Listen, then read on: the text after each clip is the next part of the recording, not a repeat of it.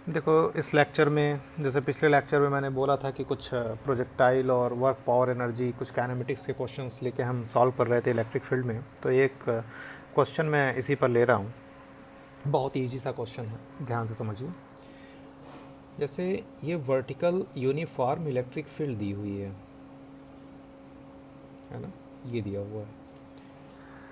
और इसमें ये बोल रहा है कि एक चार्ज पार्टिकल है जो 30 डिग्री एंगल पर ऐसे मान लेते हैं किसी स्पीड से इंटर कर रहा है, और फिर ये इस तरह से बाहर निकलता है और यहाँ से ये 60 डिग्री एंगल बनाता है। तो मैं क्वेश्चन पढ़ दे रहा हूँ। Uniform electric field of small weight exist in a region, a charge projected with kinetic energy के making an angle of 60 degree with the field emerges out of electric field making an angle 30 degree. ठीक है ना, मतलब ये 30 degree पे enter किया और 60 degree पे बाहर निकला। तो पूछता है कि यहाँ पे काइनेटिक एनर्जी के है, तो यहाँ पर जो काइनेटिक एनर्जी है वो यहाँ पे कितनी होगी, है ना। तो देखो, इसमें क्या है कि वर्टिकल इलेक्ट्रिक फील्ड है, तो जो भी रिटार्डेशन होगा, अगर मान लो कि ये कोई निगेटिव चार्ज है या पॉजिटिव चार्ज, कुछ भी हो, इलेक्ट्रॉन, चूँकि यहाँ पे क्वेश्चन में इसने बोला है कि मास को इग्नोर करना है, मतलब उसका जो मास नहीं, सॉरी, जी को इग्नोर करना है, तो इसका जो पाथ बनेगा वो इस तरह से बनेगा, प्रोजेक्टाइल पाथ बनेगा। और चूँकि ये प्रोजेक्टाइल पाथ बनेगा और हॉरिजॉन्टल डायरेक्शन में कोई एक्सेलरेशन नहीं है, तो हॉरिजॉन्टल डायरेक्शन में जब कोई एक्सेलरेशन नहीं है तो जो हॉरिजॉन्टल स्पीड रहेगी वो क्या रहेगी, कांस्टेंट रहेगी। तो ये 30 डिग्री है, तो ये भी क्या होगा, 30 डिग्री। और मान लेते हैं कि यहाँ पर स्पीड u थी, तो ये स्पीड क्या हो जाएगी, u cos 30, और ये वाली स्पीड क्या हो जाएगी, u sin 30, है ना। तो यहाँ पे जो काइनेटिक एनर्जी हम k लिखेंगे वो हम कितना लिखेंगे, हाफ एम भी स्क्वायर होता है, तो इनिशियल स्पीड क्या मान लिया है, u। अब हमें अगर यहाँ पे स्पीड पता चल जाए, मान लो यहाँ पे स्पीड v है, तो ये हॉरिजॉन्टल स्पीड कितनी होगी, v cos 60, और ये स्पीड क्या होगी, v cos v sin 60, क्या होगी, v sin 60। अब यहाँ पे क्या है, अच्छा हाँ, एक चीज़ और, क्वेश्चन में कोई कन्फ्यूज़न ना रहे, जैसे मैंने यहाँ पे 60 डिग्री बोला था, तो एक्चुअली ये जो वेलोसिटी है ये फील्ड से 60 डिग्री बना रही थी, इसलिए मैंने हॉरिजॉन्टल से 30 डिग्री ले लिया है, ध्यान दीजिएगा इस पर। अब चूंकि ये प्रोजेक्टाइल है और हॉरिजॉन्टल डायरेक्शन में कोई एक्सेलरेशन नहीं है, तो हॉरिजॉन्टल वेलोसिटी हमेशा क्या रहेगी, कांस्टेंट रहेगी। और यहाँ पे अगर आपको काइनेटिक एनर्जी निकालना है तो आपको v की वैल्यू चाहिए, हाफ एम वी स्क्वायर। तो v कैसे मिलेगा, हॉरिजॉन्टल स्पीड जो यहाँ की होगी और यहाँ की होगी वो बराबर होगा। तो हॉरिजॉन्टल स्पीड क्या थी, u cos 30 और v cos 60, दोनों बराबर कर दीजिए, तो v की वैल्यू आपको मिल जाएगी u cos 30 बाई cos 60। तो cos 30 √3/2, cos 60 1/2, तो ये वैल्यू कितनी आ गई, u √3। तो जो काइनेटिक एनर्जी है वो हो जाएगी हाफ एम वी स्क्वायर, और v की जगह पर u √3 रख देंगे, तो half M U square into 3, और ये वैल्यू क्या हो जाएगी, k। तो काइनेटिक एनर्जी जो फाइनल आ जाएगी वो क्या आ जाएगी, 3k। तो इस तरीके से आपको ये सोल्यूशन सॉल्व करना है, क्वेश्चन को सॉल्व करना था। दूसरा जो एक क्वेश्चन मैं और ले रहा हूँ, इस क्वेश्चन में ये दिया हुआ है, ये इलेक्ट्रिक फील्ड है, यूनिफॉर्म है, और विड्थ जो दिया हुआ है ये d दिया हुआ है। एक चार्ज पार्टिकल ऐसे जाता है, स्पीड u से हॉरिजॉन्टली जा रहा है, और ये बोला है कि ये पाथ ऐसे बनता है और ये थीटा एंगल से निकल जा रहा है ऐसे। तो इसमें ये पूछा है इसने कि फाइंड q/m, क्या पूछा है इसने, q/m। और भी पॉइंट्स मैं इसमें बताऊंगा। तो पहले आपको स्पेसिफिक चार्ज रेशियो अगर पूछा जाए, तो देखो यहाँ से ये हॉरिजॉन्टल डिस्टेंस d है और वर्टिकल कितना चलेगा y। तो देखो सिंपल सी बात है, ये समझ लो कि ये प्रोजेक्टाइल में जैसे आप सॉल्व करते थे बिल्कुल वैसे ही करना है। तो अगर मान लीजिए कि q/m तो हम बाद में निकाल लेंगे, मान लीजिए आपसे पूछा होता कि ये वर्टिकल डिस्टेंस कितना होगा, मान लो ये y की वैल्यू पूछा होता कि कितना वर्टिकल डिफ्लेक्शन के बाद ये बाहर निकल रहा है, ठीक है।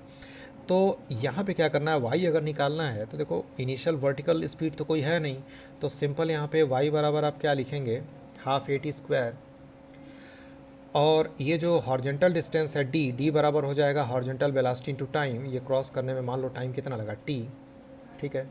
और t की वैल्यू क्या हो जाएगी यहाँ से d/u, और इस t की वैल्यू को यहाँ पे रख देंगे तो y की वैल्यू आप मिल जाएगी, ये मैंने पहले भी सिखाया था आपको, d²/u²।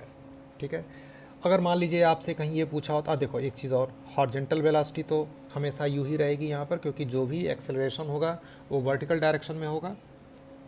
ठीक है, तो वो तो हमेशा वो हॉरिजॉन्टल कांस्टेंट रहेगा। मान लीजिए आपसे पूछता है कि भाई बताओ वर्टिकल वेलोसिटी क्या होगी, तो वर्टिकल वेलोसिटी निकालने के लिए फिर हम काइनेमेटिक्स लगा सकते हैं, U Y plus A T. लेकिन यार यू वाई तो इनिशियल कुछ है नहीं, तो यू वाई की वैल्यू ज़ीरो रख दो और ए की वैल्यू क्या ले लोगे, क्यू ई बाई एम, और टाइम की जगह पर क्या लिख दोगे, d/u।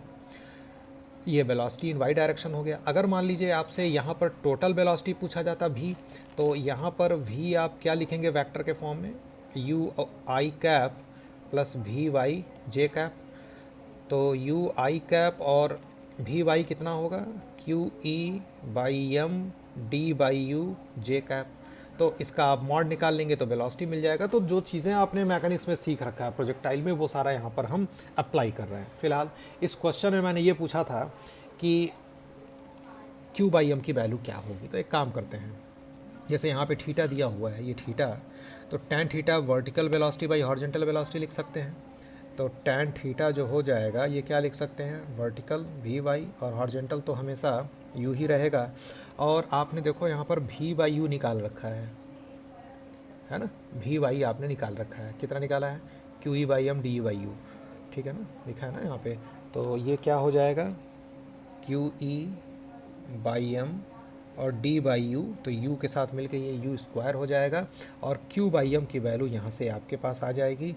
तो q/m क्या हो जाएगा, u²/ed इंटू टैन थीटा।